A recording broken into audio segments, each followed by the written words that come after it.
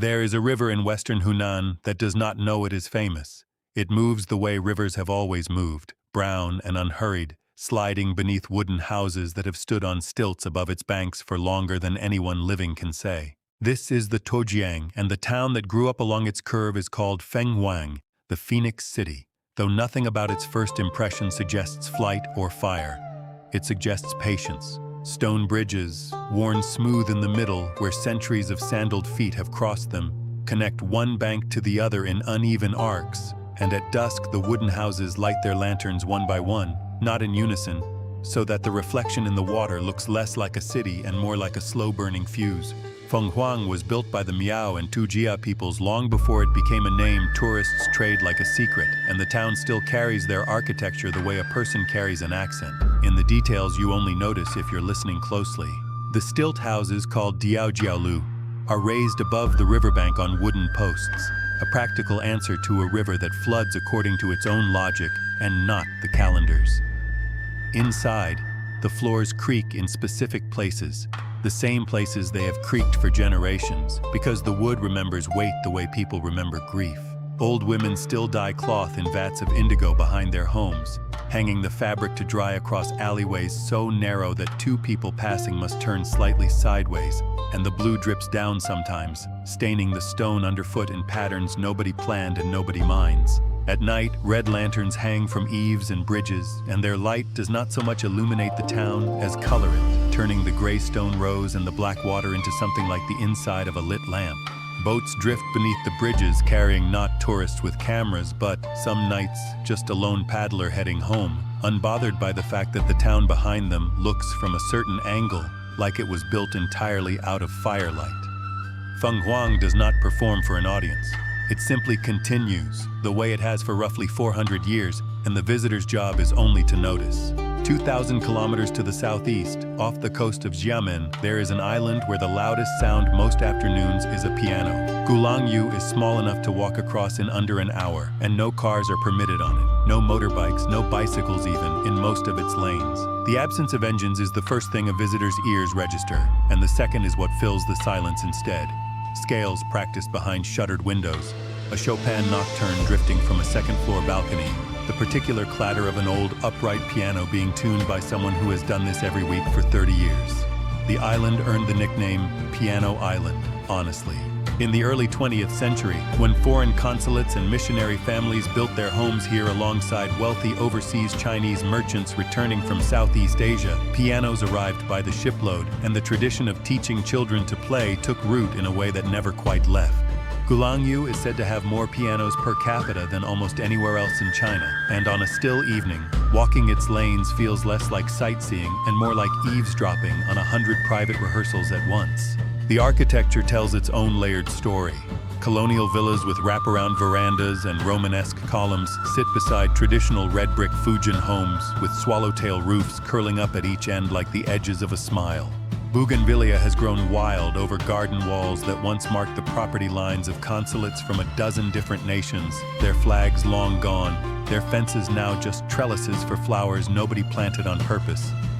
Some of the old mansions have been restored into small museums or guest houses. Others sit quietly decaying behind locked gates, shutters faded to the color of driftwood, and there is something almost respectful in the way the island has let them age rather than erase them.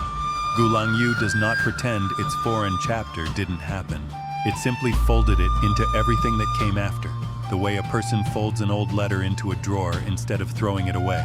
Not because they still need it, but because it happened, and pretending otherwise would be its own kind of lie. From the island's highest point, Sunlight Rock, the view opens onto the strait separating Gulangyu from Xiamen proper, the modern skyline rising across the water like a reminder of everything the island has chosen not to become. Below, the streets are quiet enough that a visitor can hear waves against the seawall between piano phrases, and if the timing is right, late afternoon, the light going gold, no wind,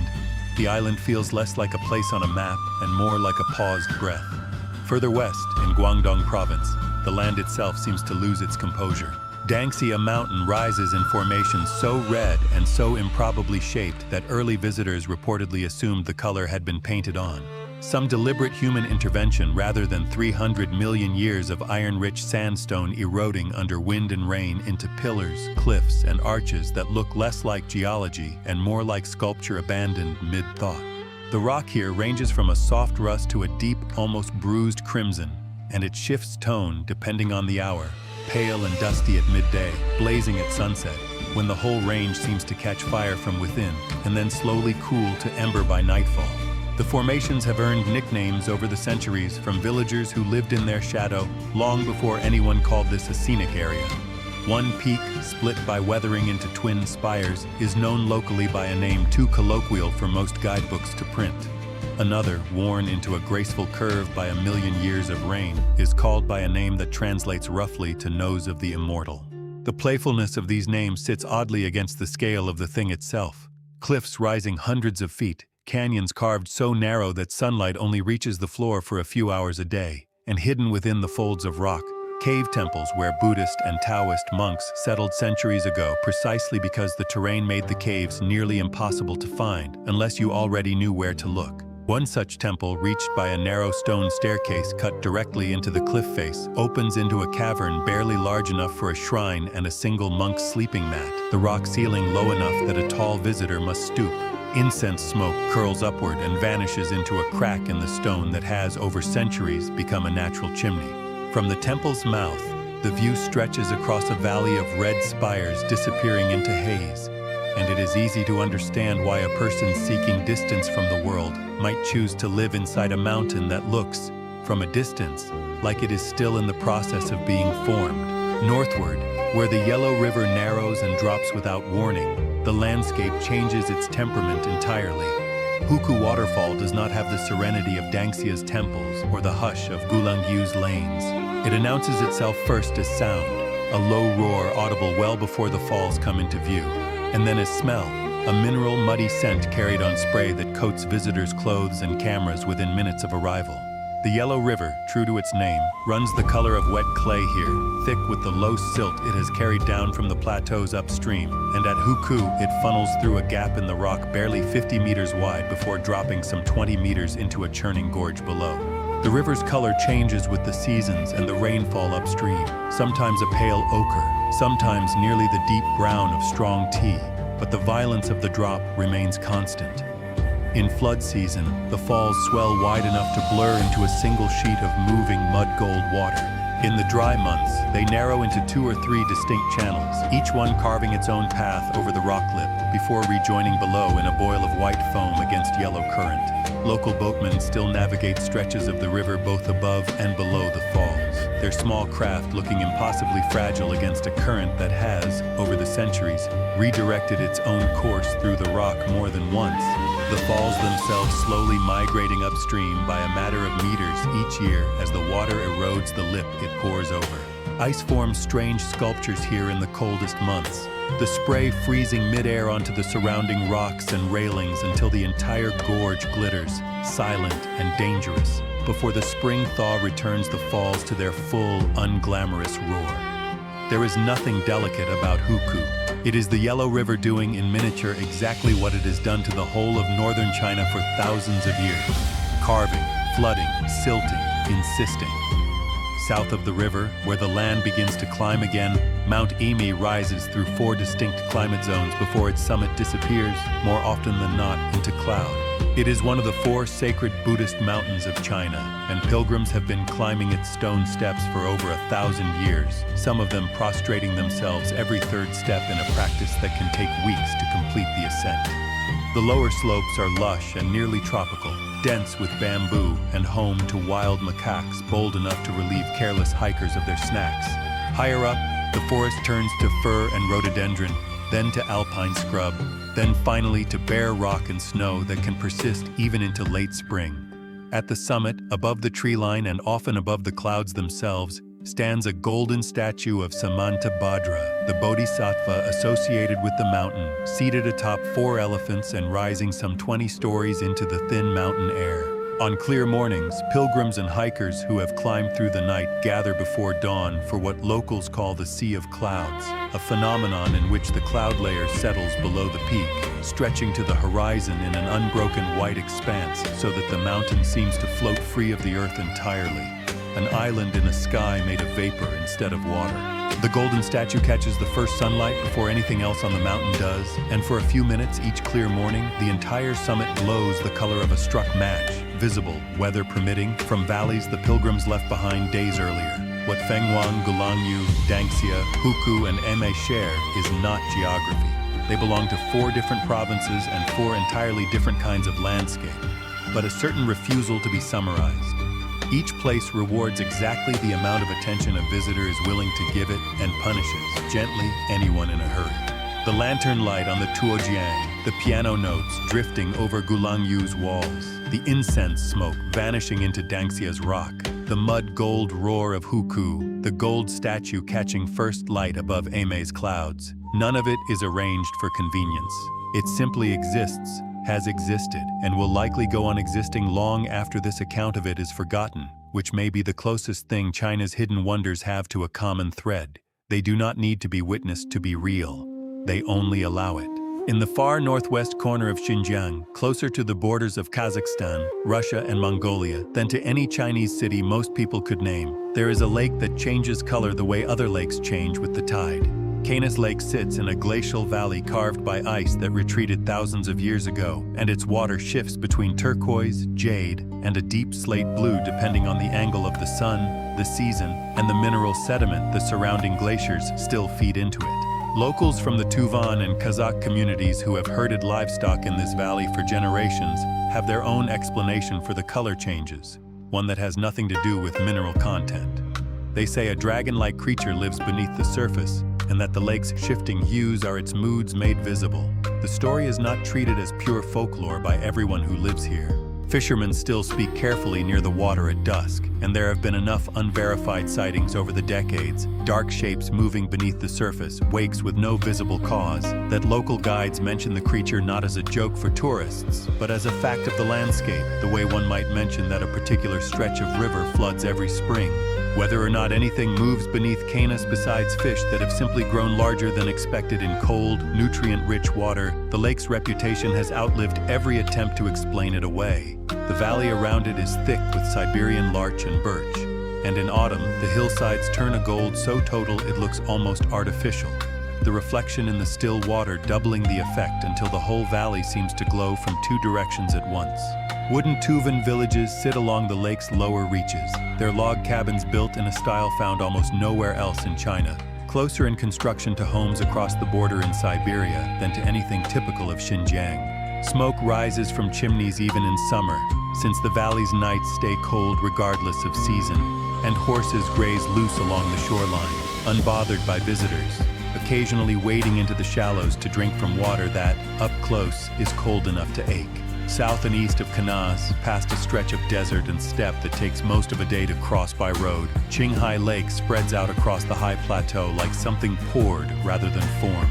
It is China's largest lake, saline and vast enough that standing on one shore, the opposite side simply isn't visible. The water meets the sky in a hard blue line that could as easily be ocean as inland lake. In late spring, the hills surrounding it turn a startling yellow as rapeseed fields bloom in bands along the water's edge, and the contrast between that yellow and the lake's deep blue is sharp enough that photographs of it are sometimes assumed to be edited, though nothing about the color is exaggerated. Tibetan prayer flags line stretches of the shoreline, strung between poles in the 5 traditional colors, faded by wind and sun to pastel versions of themselves, snapping in a breeze that rarely stops entirely on the open plateau. Pilgrims circle the lake on foot or by bicycle, a journey that can take over a week depending on the route, stopping at small shrines along the way where offerings of barley, coins, and cloth accumulate in quiet piles that no one disturbs. Bird Island, a small outcropping near the lake's western edge, becomes home each spring to tens of thousands of migratory birds, bar-headed geese, brown-headed gulls, cormorants, arriving in numbers dense enough that the cliffs seem to shift and breathe from a distance before resolving, on approach, into thousands of individual wing beats. At an elevation over 3,000 meters, the light here has a clarity that lowland visitors often describe as disorienting. Colors reading more saturated than they do at sea level, shadows sharper, the horizon somehow both closer and more distant at once. Local Tibetan and Mongolian herders still graze yaks along the grasslands that ring the lake, their black tents visible from a distance as small, deliberate punctuations in an otherwise unbroken expanse of grass and water and sky. Northeast, in Inner Mongolia, the land does something the lake country never quite prepares a traveler for. The Asihatu stone forest rises without warning from otherwise gentle, rolling grassland. Granite pillars formed during the last ice age, some reaching over 40 meters, standing in loose clusters, like the ruins of a city that predates cities. Unlike the limestone formations found elsewhere in China, this granite has weathered into blockier, more angular shapes, some balanced in configurations that look precarious enough to defy the centuries they've actually survived. Boulders stacked on narrower boulders in arrangements gravity seems to have simply agreed to. Grass grows right up to the base of the stones, and horses from nearby herding families sometimes graze between the pillars, dwarfed by rock formations that offer them shade in a landscape that otherwise has almost none. Local herders have their own names for many of the formations. One resembling a boot, another a resting camel, a third said to look like an old man watching the sunset, though which direction he's watching depends entirely on which elder is doing the pointing. The contrast is the whole experience here, soft grassland stretching to the horizon in every direction, and then, breaking that horizon, stone that looks like it was dropped from somewhere else entirely, a fragment of a harder world that landed in the middle of a gentle one and simply stayed. South of the stone forest, back down toward the Sichuan Basin, the Min River meets the Dadu River beneath a cliff face that has watched over the confluence for nearly 13 centuries. The Leshan giant Buddha is carved directly into the red sandstone of the cliff, seated with his hands resting on his knees, his head level with the tree line above, and his feet resting on a platform at the river's edge far below. The largest stone Buddha statue in the world, and one that was never meant merely as a monument. The statue's origin lies in the river itself, or rather, in what the river used to do before the statue existed. The confluence at Leshan was, for centuries, notoriously dangerous for boats. The currents from three rivers meeting in turbulent, unpredictable ways that capsized vessels and drowned sailors with grim regularity. A Buddhist monk named Haitong began the carving in 713 CE, driven by the belief that a large enough figure of the Buddha, watching over the water, might calm the currents. And according to local record, so much stone was cut from the cliff face and deposited into the river during construction that the riverbed itself was altered, genuinely changing the water's flow. Whether through engineering accident or intention, boat traffic through the confluence reportedly did become safer once the statue neared completion, a rare case of religious devotion and practical hydrology arriving at the same solution by different paths. 90 years passed between the first chisel strike and the statue's completion, outlasting the monk who began it. Haitong died before the work was finished, and legend holds that when officials threatened to withhold funding, he offered to gouge out his own eyes rather than see the project abandoned. A story still told to visitors climbing the narrow stone staircase carved into the cliff beside the statue's right shoulder. That staircase, barely wide enough for one person, zigzags down the full height of the figure, offering views of individual features. An ear alone stretching over 7 meters long, toenails large enough for several people to stand on. That from a distance simply read as a single serene face, gazing down at the water it was built to protect. North again, and further still, the land opens into something with almost no vertical feature at all. The Hulanbuir grassland stretches across the northeastern reach of Inner Mongolia in an expanse so vast and so level that early travelers described it as an ocean simply substituting grass for water, a comparison that holds up remarkably well on a windy day, when the grass moves in long rolling waves that travel visibly across the plain, breaking and reforming the way real swells do. White yurts, called gyur by the Mongolian herding families who still use them, dot the grassland in loose clusters, their round felt walls suited to a climate of extremes. Brutal winters where temperatures drop far below freezing for months, and short, intensely green summers when the same land supports enormous herds of cattle, sheep, and horses moving in slow migrations across grazing territories some families have used for generations. Wildflowers bloom in scattered patches through the warm months, and the Hailar River winds through sections of the grassland in loops so pronounced that from higher ground, or from the air, the river appears to fold back over itself dozens of times within a few kilometers, an effect known locally by a name that translates to something like 9 turns and 18 bends, though the actual count depends on exactly where a person starts measuring. Herders on horseback still move cattle across distances that would take hours to cross by vehicle, their calls to the animals carrying across the open land with a clarity that flat, unobstructed terrain seems to preserve rather than muffle. At dusk, with the sun low and the grass gone gold-green, the horizon in every direction looks identical. No mountain, no forest edge, nothing to break the circle. And the effect, disorienting at first, gradually becomes something closer to peace. The sense of a landscape entirely without hiding places, offering exactly what it is and nothing more. From the shifting blue of Canas to the burnished gold of Hulunbuir, this stretch of the journey moves through country shaped less by human hands than by ice, wind, and water, working over spans of time too long to picture, except at Leshan, where for once the human hand met the water directly, cutting a face into stone not to claim the river but to calm it. Each place asks something slightly different of the traveler. Patience at the lake, endurance on the pilgrim path, attention among the stones, humility before the Buddha's scale, and at Hulunbuir, simply the willingness to stand still in a place with nothing to look at, but everything to feel. In the karst country of southwestern Guizhou, where limestone hills rise in soft, rounded shapes worn down by millions of years of rain, the Baishui River drops without ceremony over a cliff nearly 70 meters high, and Huanggoshu waterfall announces itself the way most large falls do, as sound first, a steady percussive roar that reaches visitors along the forest path minutes before the water itself comes into view. What sets Huanggoshu apart is not visible from the main overlook at all. It is hidden behind the curtain of falling water itself.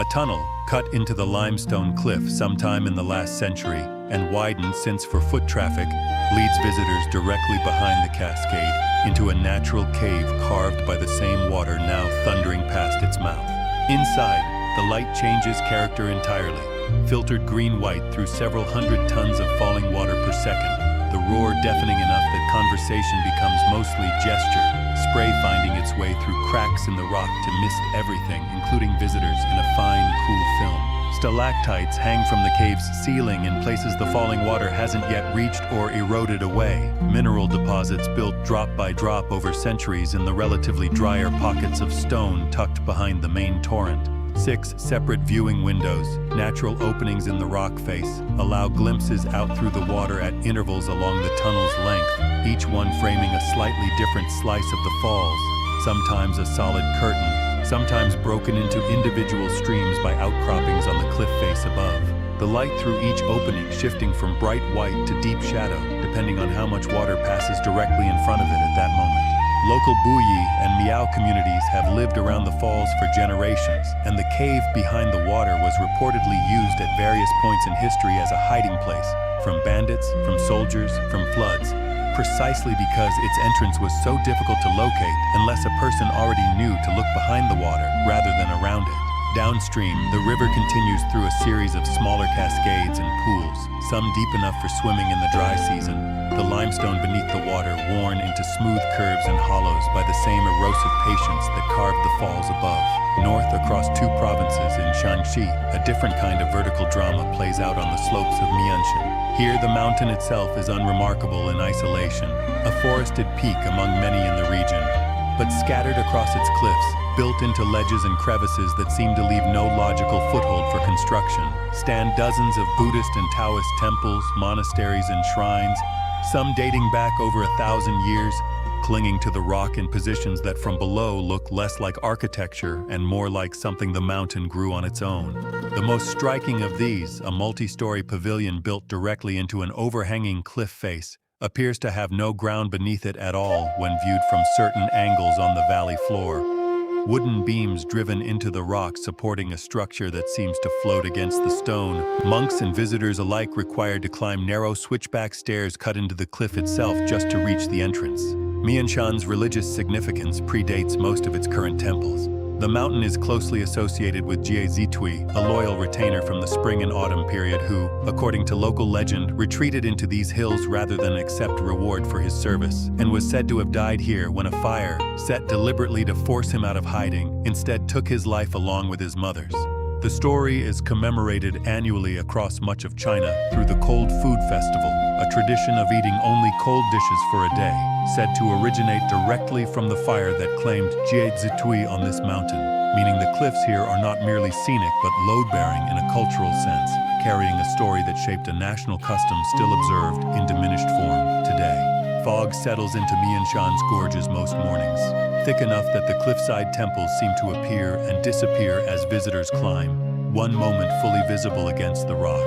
the next swallowed entirely, only their bells or the murmur of chanting confirming they're still there. Incense smoke from the various shrines mixes with the fog until the two become indistinguishable, drifting along the cliff face in slow currents that seem to have nowhere in particular to go.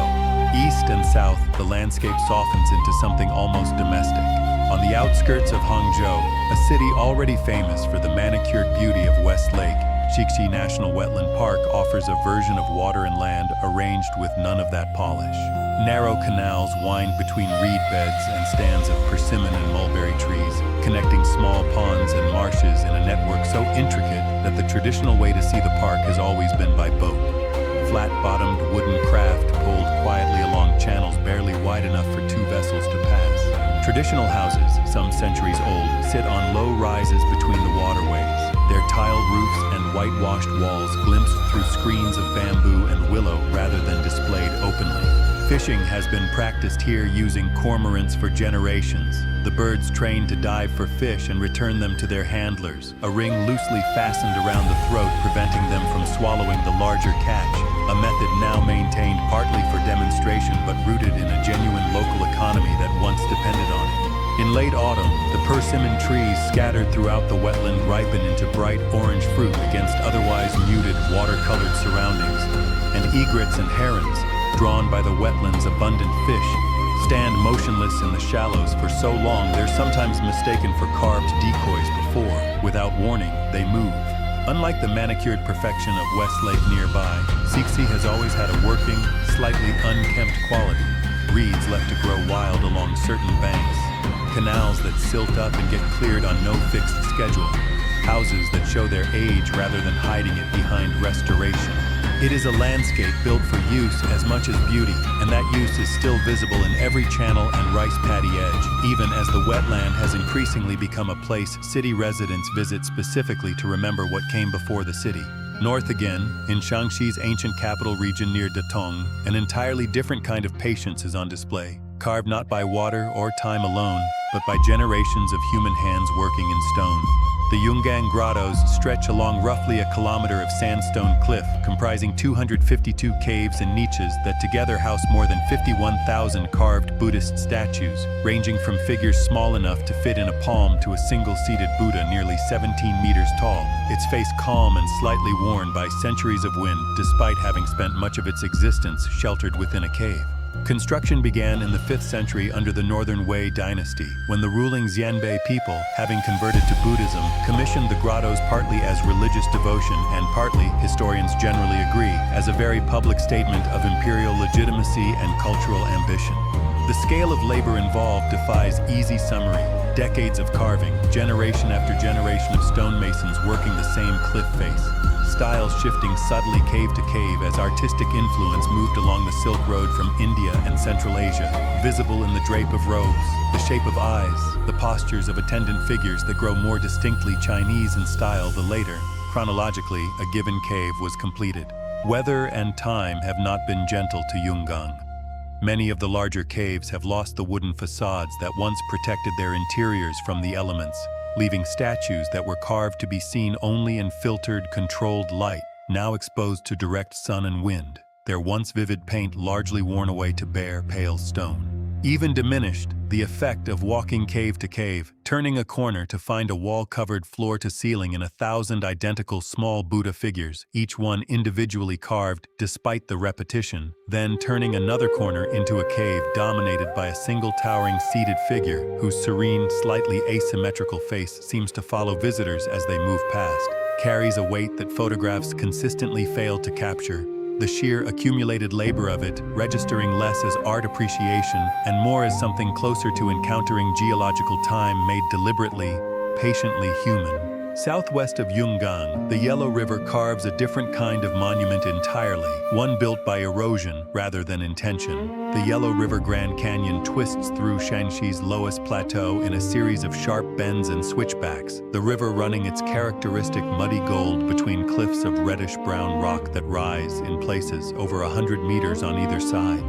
Unlike the dramatic single drop at Huku further downstream, the canyon here is defined by its turns, the river doubling back on itself so completely in places that boats or hikers following the water can lose all sense of which direction they're actually heading, the canyon walls blocking any view of a horizon that might otherwise orient them. The lowest soil that makes up much of the surrounding plateau is famously fine and easily eroded, carried downstream by the river in such volume that the water's color rarely shifts far from its signature ochre, regardless of season, and the canyon walls themselves show the visible striations of countless flood cycles, layers of slightly different color and texture marking years of higher or lower water, wetter or drier seasons, stacked one on top of another like sediment, keeping its own kind of written record. Small terraced fields cling to flatter sections of the canyon rim where farming families have cultivated millet and corn for generations. The fields themselves cut into steps that echo, on a much smaller scale, the layered erosion of the cliffs below them. At certain bends, the canyon narrows enough that the river's roar amplifies against the rock walls, and boatmen navigating these stretches, a tradition that predates any formal tourism by centuries, tied to genuine trade and transport along the river, still call out to each other across the water in the specific cadence used to warn of submerged rock or shifting current. A practical language shaped entirely by this one bend of this one river, unlikely to mean anything at all a few kilometers upstream or down. From the water-carved cave behind Huangguoshu's falls to the human-carved caves of Yungang, this stretch of the journey moves repeatedly between two kinds of patience. The patience of stone shaped slowly by water, and the patience of stone shaped slowly by hands. Mianshan's cliffside temples and Xixi's quiet canals sit somewhere between the two, landscapes where human devotion and human use have settled into rhythms the land seems, after enough centuries, to have simply accepted as its own. Off the coast of Zhejiang, where the East China Sea breaks against a scatter of small islands, one island has spent the better part of 1,000 years being treated less as geography and more as destination in a specifically spiritual sense. Mount Putuo is one of the 4 sacred mountains of Chinese Buddhism, though calling it a mountain slightly overstates its scale. It rises gently, forested, from a shoreline of smooth granite boulders and quiet coves, its highest point barely 300 meters above the water. What the island lacks in elevation, it makes up for in density of devotion.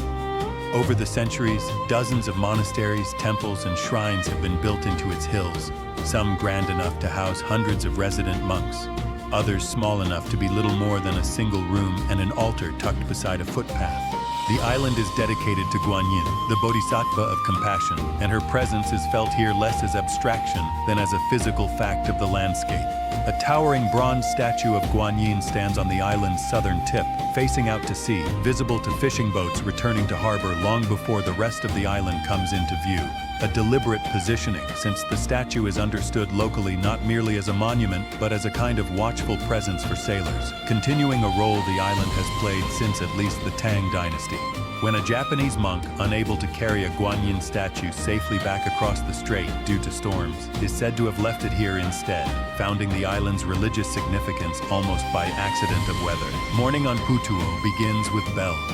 Dozens of temples ringing at slightly different times, their tones overlapping across the forested hills in a loose, unsynchronized chorus that carries out over the water. Monks in gray robes move between the coastal paths and inland shrines, some walking barefoot as a matter of practice, and pilgrims, many of them elderly, climb the island's stone steps slowly, stopping to bow at each shrine along routes worn smooth by generations of exactly this same walk.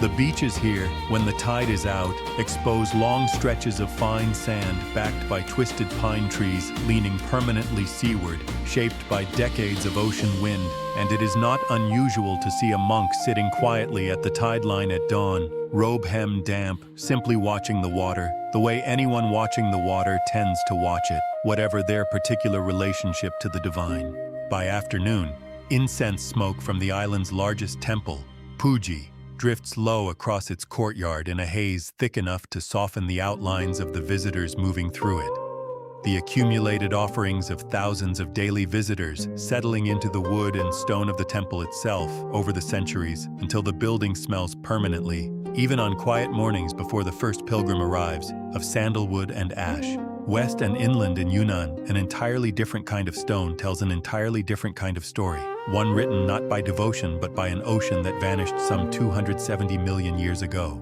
The stone forest rises from the Yunnan Plateau in a dense collection of limestone pillars, some standing alone, others clustered so tightly together that walking between them means navigating narrow stone corridors barely wide enough for a single person, sunlight reaching the ground only in thin, shifting bands. What is now dry plateau was once ocean floor, and the pillars are the eroded remnants of limestone laid down in horizontal marine sediment, later uplifted, cracked, and then patiently dissolved by rainwater along those cracks over millions of years into the vertical formations that stand today. A process geologists call karst weathering, though the Sani people who have lived among these stones for centuries have their own explanation, rooted in a folk tale about a young woman named Ashima who was turned to stone rather than abandon a forbidden love, her figure said to be visible still among the formations to anyone who knows which silhouette to look for. The pillars vary enormously in shape depending on the particular mineral composition and fracture pattern of the rock that formed them.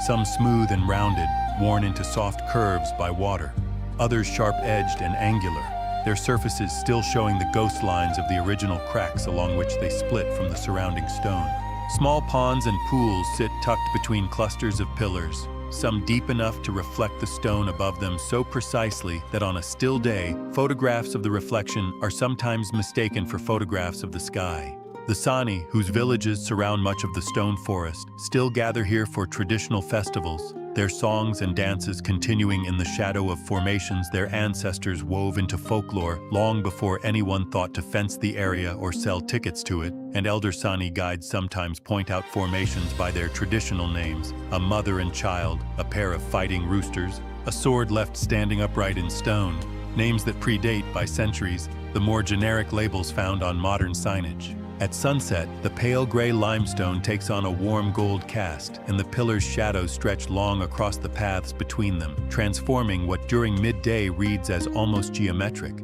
a forest of hard vertical lines, into something softer and more atmospheric, the shadows blurring the pillars' sharp edges until the whole formation seems, briefly, to breathe. North in Shanxi once more, the land offers a very different kind of preservation, not of stone shaped by nature, but of an entire walled city shaped almost entirely by human hands and left, remarkably, close to intact. Pingyao's city walls, built originally in the 14th century and reinforced repeatedly since, still encircle the old town in a nearly unbroken loop of packed earth and brick, some 6 meters high, punctuated by watchtowers spaced along their length in a pattern designed for defense that has, in the centuries since any real military threat receded, become simply the town's most defining silhouette. Inside the walls, Pingyao preserves a street grid and architectural style largely unchanged since the Ming and Qing dynasties. Gray brick courtyard homes, their entrances marked by carved wooden doors and stone lions worn smooth at the base from centuries of hands resting on them for luck.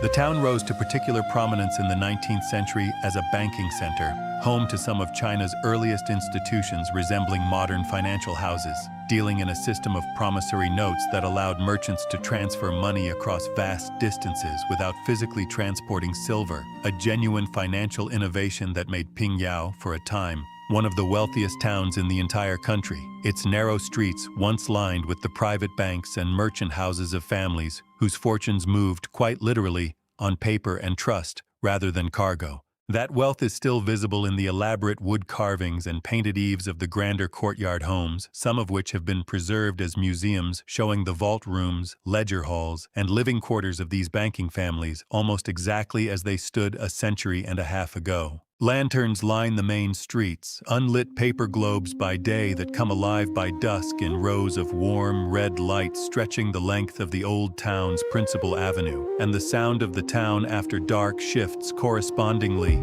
daytime commerce giving way to a quieter rhythm of tea houses and courtyard restaurants, conversation carrying more clearly in air, no longer competing with the daytime bustle of a town that, despite its age, has never entirely stopped being lived in, rather than merely preserved. West of Xi'an, where the Qinling Mountains form the traditional dividing line between northern and southern China, a boundary geographers use to separate wheat country from rice country, dry winters from wet ones, an entire climate from its opposite, Mount Taibai rises as the range's highest peak, its summit holding snow well into a season when the valleys below have already turned green. Taibai's slopes climb through a sequence of ecosystems compressed into a single mountainside. Dense deciduous forest at the base, giving way to conifers, then to stunted alpine scrub, then finally to bare scree and permanent snowfields near the top. A vertical journey that in flatter country would take a traveler 1,000 kilometers north to experience. Scattered across the upper reaches of the mountain, in basins gouged out by glaciers that retreated long before recorded history, a series of clear alpine lakes sit motionless at elevations above 3,000 meters, their water so cold and so still that on windless days they mirror the surrounding peaks with a precision unmarred by so much as a ripple. Local tradition holds that these lakes are inhabited by dragon spirits, and several bear names reflecting exactly that belief.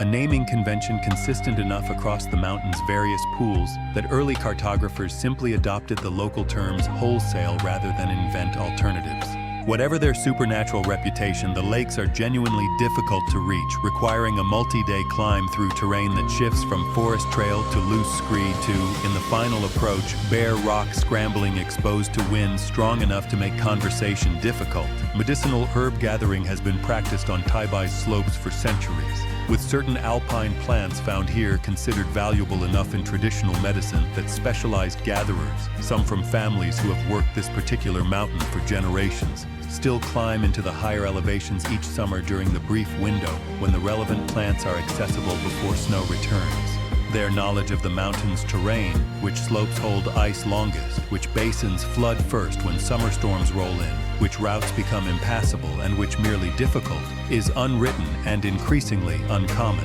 carried by fewer people each year as younger generations move toward other work, leaving Taibai's higher reaches slightly more silent, slightly less known, with each passing decade.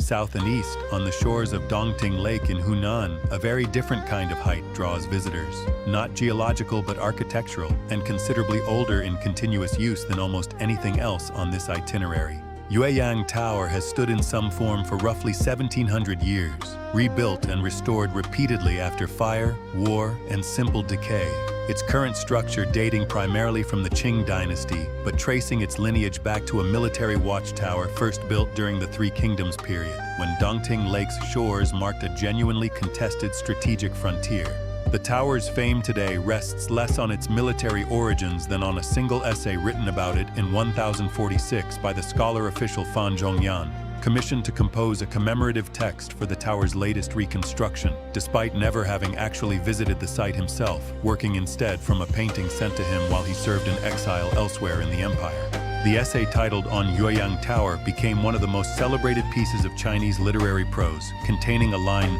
often translated roughly as being the first to worry about the world's troubles and the last to enjoy its pleasures, that has since become a defining statement of Confucian civic duty, still memorized by Chinese school children today and still inscribed in elegant calligraphy on a wooden panel inside the tower itself.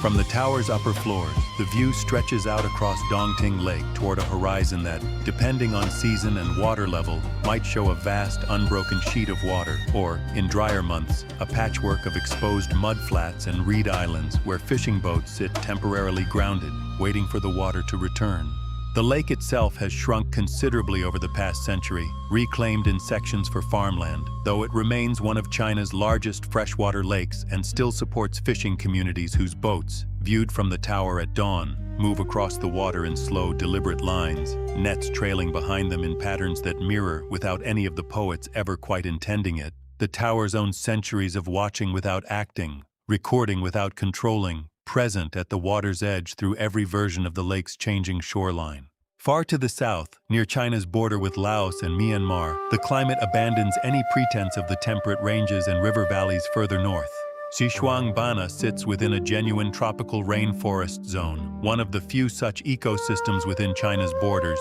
and the botanical garden established here decades ago functions less as a curated collection than as a carefully bordered preserve of what the surrounding jungle has always naturally produced. Giant water lilies, their pads, sometimes broad enough to support the weight of a small child without sinking, spread across the garden's ponds in slow, deliberate expansion each growing season, their undersides ribbed with thick, thorny structures that give the enormous leaves the structural rigidity to float under weight that would otherwise simply sink an ordinary lily pad. Ancient banyan and kapok trees rise through the garden and the surrounding forest alike, some individual specimens estimated at well over 1,000 years old, their root systems having grown so extensive and so intertwined with the trunk itself that a single tree can appear, at ground level, to be an entire small grove. Aerial roots descending from high branches down to the soil,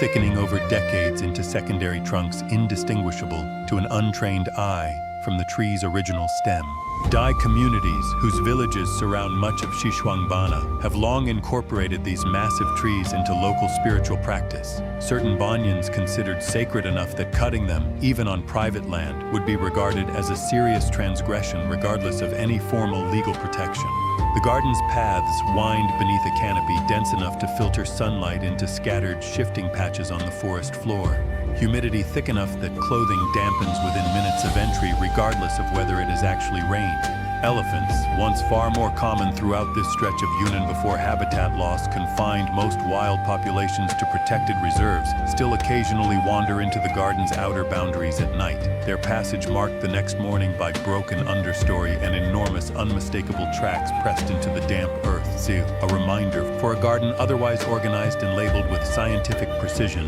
that the boundary between cultivated preserve and genuine wild forest here remains, at best, a polite suggestion the animals themselves have never fully agreed to. Orchids grow wild throughout the reserve in numbers and varieties that would be extraordinary anywhere else in China, some blooming for only a few days each year in patterns tied closely to the very specific humidity and temperature shifts of the region's brief transitional seasons, drawing specialist botanists from considerable distances for windows of observation measured in days rather than weeks. The garden's collection, extensive as it is, functions mostly as an index to a forest whose actual scale and complexity extend far beyond any fenced boundary, the cultivated section serving less as a replacement for the wild rainforest around it than as a translated introduction to something visitors would otherwise have no practical way to enter safely at all. From Taibai's Dragon Lakes to Yueyang's Watching Tower to Xishuangbanna's water lilies broad enough to hold a child's weight, this stretch of the journey moves through three landscapes bound loosely by the theme of scale exceeding expectation. A mountain compressing 1,000 kilometers of climate into a single ascent. A tower outlasting 17 centuries of war and rebuilding to still carry one scholar's 800-year-old sentence about duty. A garden standing at the edge of a forest too vast and too alive to ever be fully contained by its own fence line. Along the border between Shanxi and Henan, the Taihang Mountains break in a series of dramatic fault lines, and where that faulting has cut deepest, the Taihang Grand Canyon opens into a maze of narrow gorges, sheer cliffs, and isolated valleys that remained for centuries among the more difficult stretches of terrain in northern China to cross by any means other than foot. The canyon's walls rise in bands of red and gray sandstone, layered in horizontal striations that record hundreds of millions of years of deposition, later exposed by the same tectonic movement that split the range into its current tangle of ravines. Villages within the canyon developed in near total isolation for generations, connected to the outside world by narrow footpaths cut into the cliff faces, some barely wide enough for a single loaded mule to pass. One such path, known locally as the Sky Ladder, ascends a nearly vertical rock face via a staircase carved directly into the stone sometime in the last century by villagers determined to connect their settlement to the outside world without waiting for outside help. a project reportedly completed using hand tools alone over years by residents who had grown tired of watching sick or injured neighbors die for lack of any faster route to medical help beyond the canyon's rim. Wooden plank walkways, bolted into the cliffs at points where even stone stairs proved impractical, now supplement several of the old paths, suspended in places directly over drops of 100 meters or more. The wood weathered gray and in older sections, worn smooth by decades of careful footsteps. Waterfalls thread through several of the canyon's side gorges, some falling in single dramatic drops, others cascading downstep terraces of exposed rock in a series of smaller, closely spaced falls that from a distance blur into a single continuous ribbon of white water against red stone. In autumn, persimmon trees planted generations ago on the canyon's more accessible terraces ripen into bright orange fruit that villagers still harvest by hand, laying the persimmons out to dry on rooftops and low stone walls in patterns that turn entire village roofscapes a startling uniform orange for the weeks the harvest lasts. The isolation that once defined life in the canyon has eased considerably with improved roads and tunnels blasted through sections of the rock in recent decades, but the older generation of villagers, many of whom spent their entire early lives navigating the sky ladder and its equivalents on other cliffs, still speak of the canyon's geography with the specific, practical intimacy of people who once measured distance not in kilometers, but in which handholds a given cliff face offered and which it didn't. North, in Shanxi, a different kind of endurance is on display, one measured not in generations but in millennia and dedicated not to survival but to memory. The Huangdi Mausoleum, set on Chao Mountain and shaded by a forest of ancient cypress trees, said to number over 60,000, some individually estimated at well over 1,000 years old, marks the traditional burial site of the Yellow Emperor, the legendary progenitor figure credited in Chinese tradition with founding the civilization that followed him.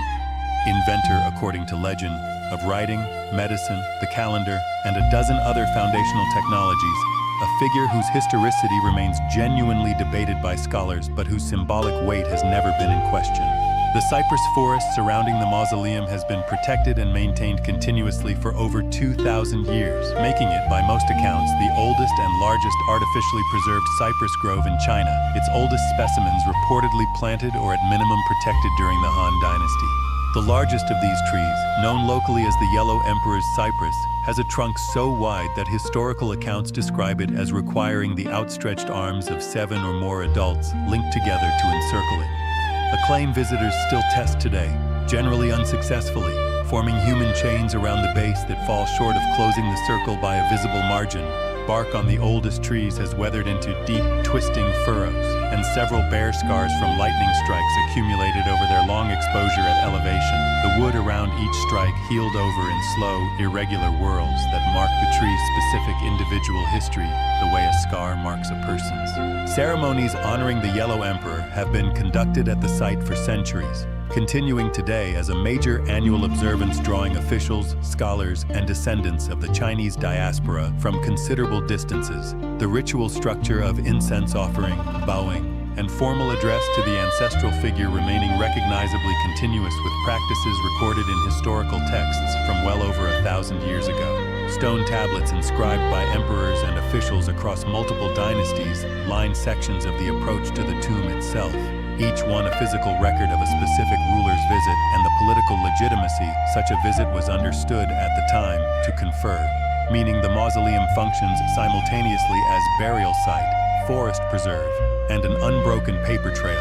carved into stone rather than paper, of political succession stretching back further than most of the empires it once helped legitimize. East, along the Shandong coast, the Taihang Range's landlocked drama gives way to something shaped as much by salt water as by stone. Mount Lao rises directly from the shore of the Yellow Sea, its granite peaks weathered by a combination of wind, rain, and sea spray into rounded, almost sculptural forms, some balanced in configurations precarious enough that individual boulders bear their own local names and legends, much like the stone forests further inland, though here the ocean is never more than a glance away, visible from nearly every significant vantage point on the mountain's seaward slopes. Mount Lao holds particular significance in Taoist tradition, considered one of the faith's important sites, and monasteries scattered across its slopes have hosted Taoist practitioners for well over 1,000 years. Some of the temples built directly against or partially into the granite outcroppings themselves, their gray stone walls nearly indistinguishable from the natural rock behind them at a casual glance.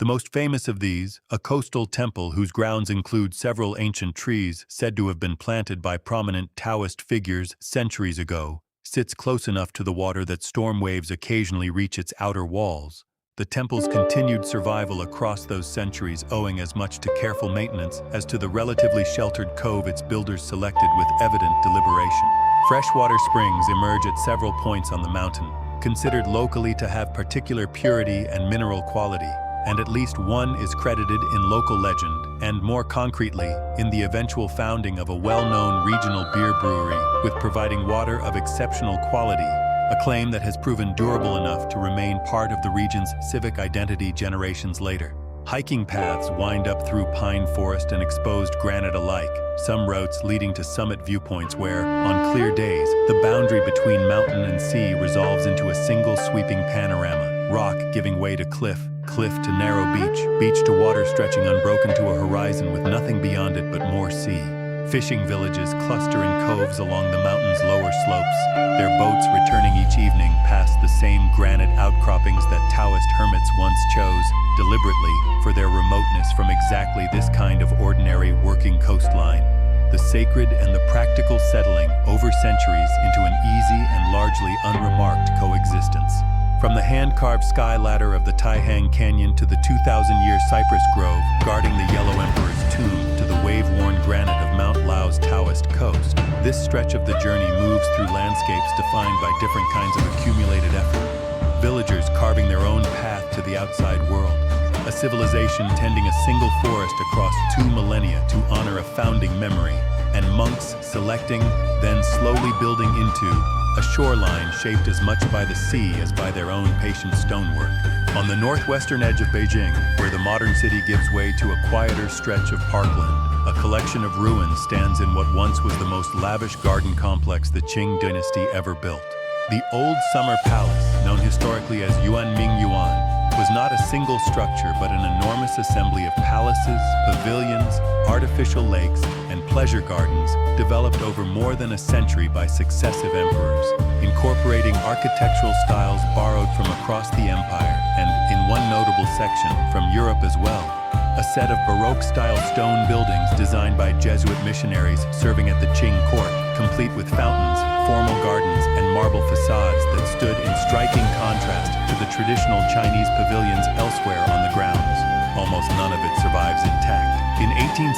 during the Second Opium War, British and French forces looted the palace complex of an almost unimaginable quantity of art, manuscripts, and treasures before burning much of it to the ground over the course of several days, an act of deliberate destruction intended, according to the British commander who ordered it, as punishment severe enough to be felt by the emperor personally rather than merely by his subjects or his treasury. What remains today are mostly foundations, scattered marble fragments, and a handful of the European-style stone structures whose material simply proved too substantial to fully destroy by fire alone. Hollow shells of carved stone standing in a landscape that has, in the century and a half since, been allowed to grow wild around them rather than restored. The effect is deliberately preserved rather than accidental. Successive Chinese governments have chosen, with occasional exceptions for stabilization work, to leave the ruins largely as they were left after the burning, understanding the site's value now as much historical testimony as architectural relic. Visitors walking among the broken columns and toppled marble blocks of the European section encounter a strange, quiet dissonance. Baroque scrollwork and classical stone lions, clearly foreign in style,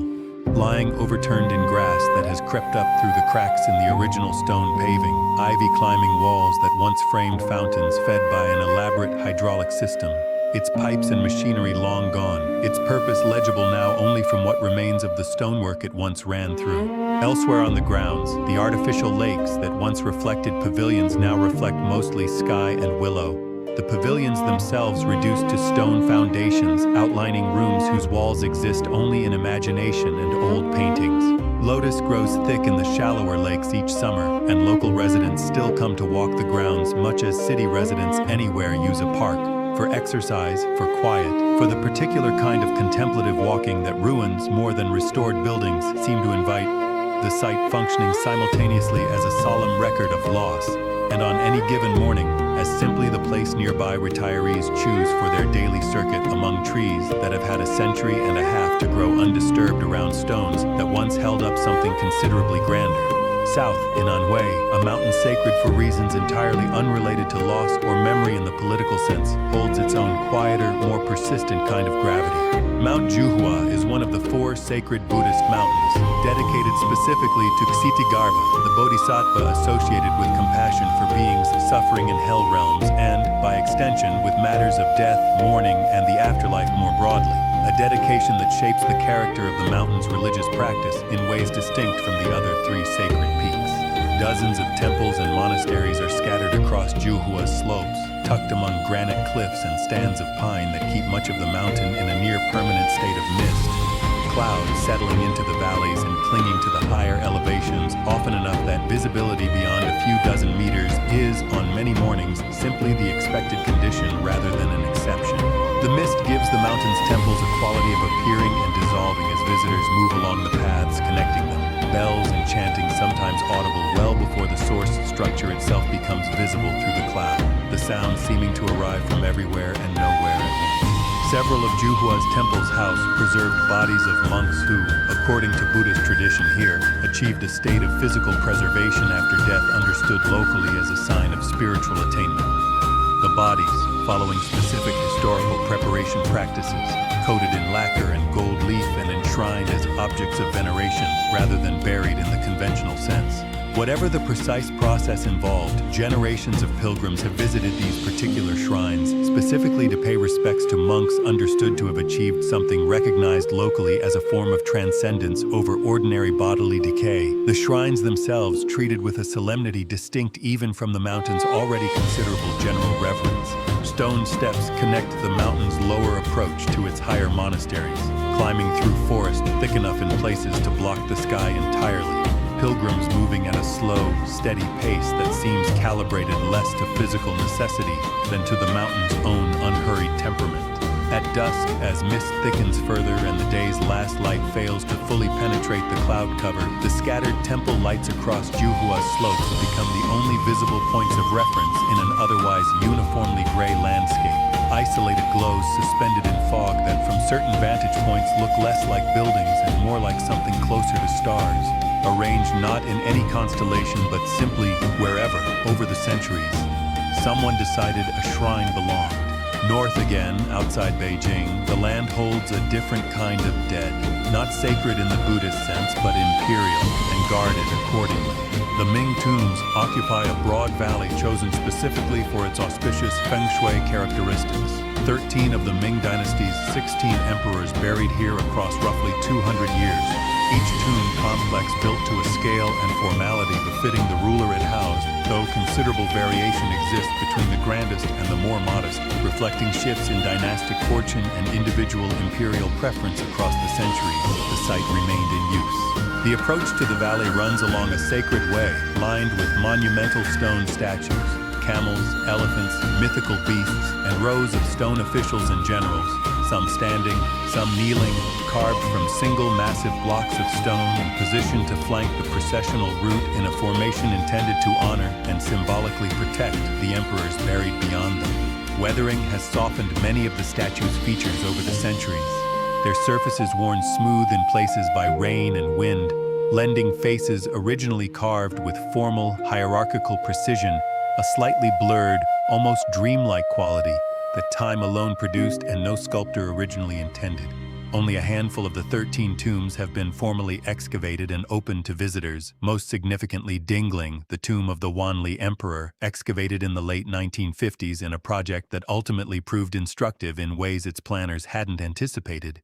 Inadequate preservation techniques of the era resulted in significant damage to textiles, wooden artifacts, and other organic materials recovered from the tomb, a loss substantial enough that Chinese archaeological policy since has generally favored leaving the remaining unexcavated tombs undisturbed rather than risk repeating the same mistakes with sites whose full contents remain deliberately unknown. The underground palace at Dingling that visitors can walk through today, its marble doors and vaulted stone chambers preserved in a way the more fragile contents originally within them were not, offers a strange kind of access. Genuine, physically immediate, and yet permanently incomplete, a monument to both imperial ambition and to the specific historical moment when the desire to know finally outpaced, however briefly and consequentially, the ability to properly preserve what that knowing required disturbing. From the deliberately unrestored ruins of the old summer palace to the mist-veiled shrines of Juhua to the weathered stone guardians lining the Ming Tomb's sacred way,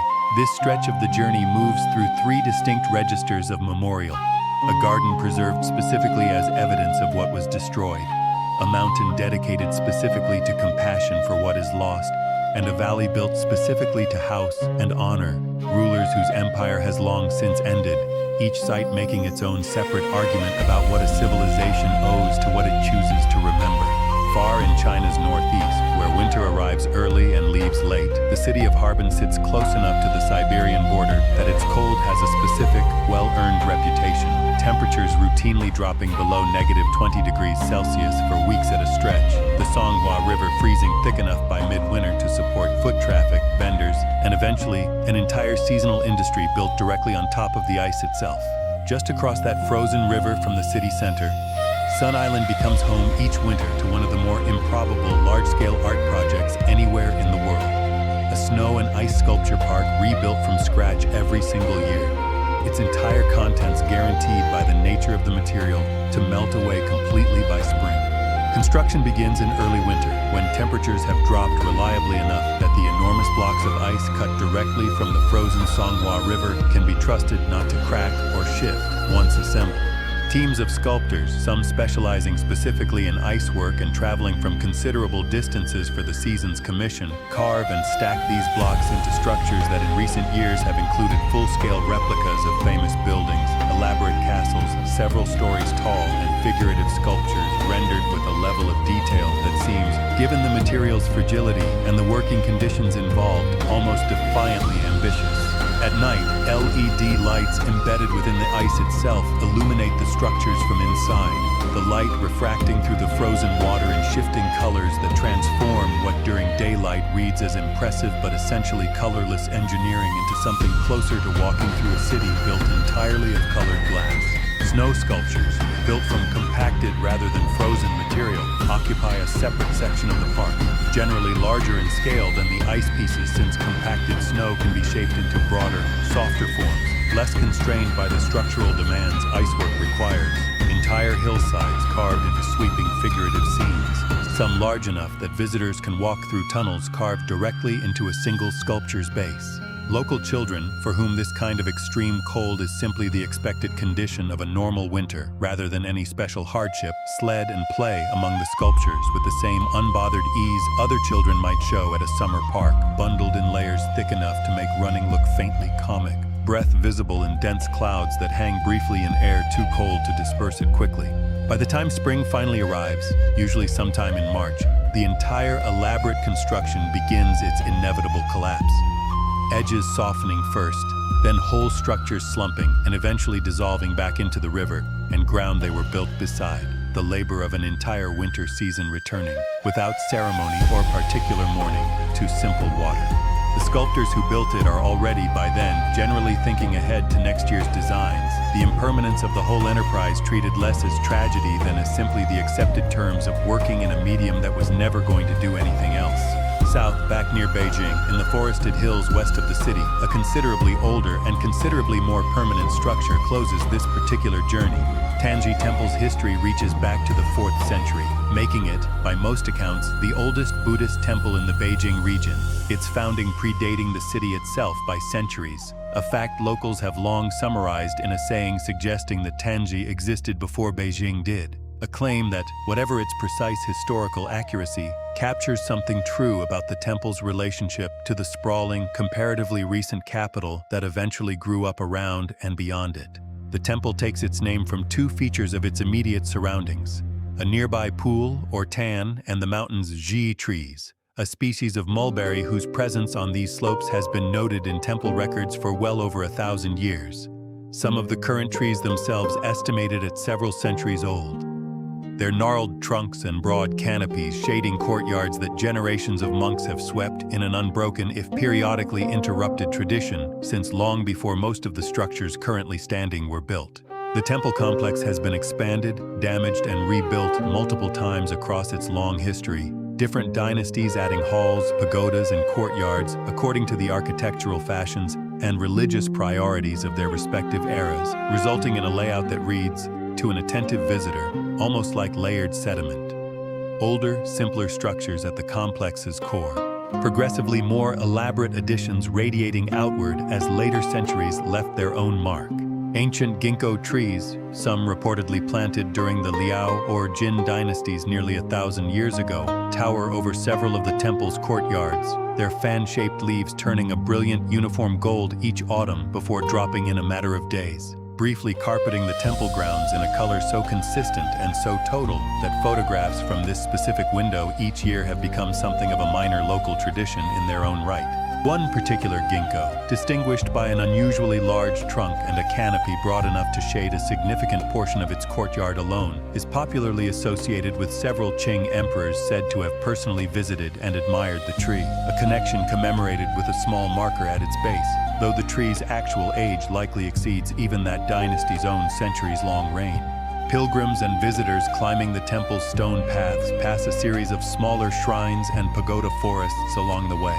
Clusters of stone memorial pagodas marking the burial sites of monks who served the temple across its long history, each pagoda's inscriptions offering brief, formal records of names and dates that collectively form a kind of institutional memory, stretching back further than most written records of the region survive to confirm independently. The temple remains an active site of worship rather than a purely historical curiosity, incense still burning daily in its main halls, monks still residing and studying within its walls. The 4th century founding not a closed chapter, but simply the oldest visible layer of a practice that has, with whatever interruptions history required, continued essentially without pause ever since. From the deliberately temporary ice palaces of Sun Island to the deliberately enduring ginkgo shade of Tanji Temple, this final stretch closes the journey on two opposite answers to the same basic question every place along this route has, in its own way, already answered. What is worth building when everything eventually returns to water, wind, or simple time? Harbin sculptors build knowing the spring will erase their work within weeks, and build anyway, each year, with the same care as if permanence were the point. Tanji's monks tend trees and stones meant to outlast them by centuries, and tend them anyway, with the same daily, unremarkable attention any garden requires. Between those two answers lies almost everything this journey has passed through. Feng Huang's lantern light on water that never stops moving, the Yellow Emperor's cypress forest maintained across 2,000 years, Dangxia's temples tucked into rock still slowly eroding beneath them, Gulangyu's piano scales practiced and forgotten and practiced again the next morning. None of it lasts in the way a monument is supposed to last. All of it somehow is still here.